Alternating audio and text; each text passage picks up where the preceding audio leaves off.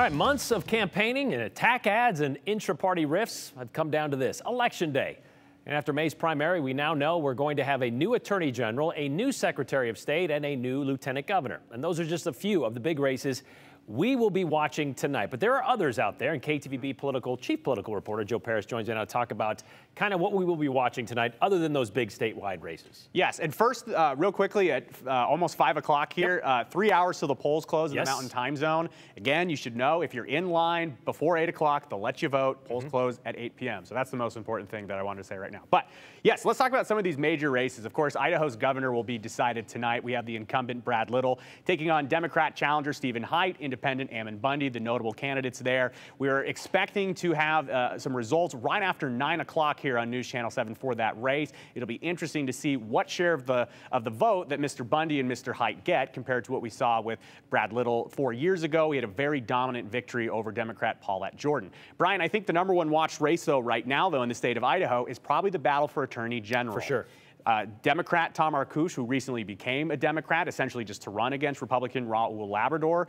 Really, their race has been focused on not a single issue, but a lot of talk in the AG's race has been about abortion laws, and Idaho's changing abortion laws. And some of the conversation back and forth in that race is about extremism and what does that look like in Idaho. Arkush believes that his opponent, Mr. Labrador, is an extremist. Mr. Labrador thinks that Mr. Arkush is going too far with his comments, saying that he shouldn't be calling people extremists. So we've heard a lot of back and forth, the verbal sparring, but in terms of like policy decisions, the difference between Arkush and Labrador is very different. And the way the state would go, depending on who is the AG, I mean, you would imagine it's very significant who wins tonight. Well, this governor's race, this AG race, is kind of putting a little bit of a wedge into the Republican Party going into this general election. We saw that starting with the primary even a little bit before, but we kind of see how that's playing out now. Yeah, and it's interesting, too, because in the Republican primary, we saw these very clear factions of traditional or old-school Republicans, the new Republicans, the more right-wing or the more conservative Republicans. And in the primary race, it's very intricate because basically each sect has their own candidate to vote for.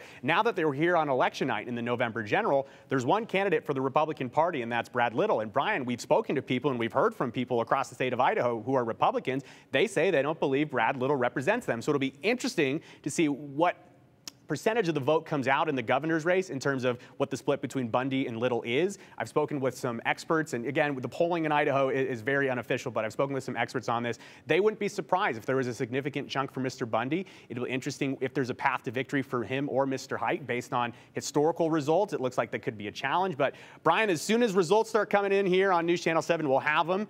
Polls close at 8 p.m., but because of the Pacific time zone up north here on News Channel 7, right after 9 o'clock is when we start to see the results. Okay, I don't want to let you go, though, before we talk about something other than the statewide offices. Like, for example, the legislature is going to see some serious shifting as well. Yeah, so after the primary, we knew that at least 40 members of the State House were going to be different from last year. And that's because of a variety of things. There was redistricting, which unfortunately put some political allies against each other in races. So we saw some retirements. We saw some people not running because they didn't want to run against their friends. And practically, we also see candidates get redistricted there, too. So we're going to expect a much different legislature, at least 40 different members. Tonight, we'll find out if there'll be even more new members in the legislature in January. And we'll see how that shakes down starting at about 9 o'clock this evening. All right, Joe, we'll check back in with you then.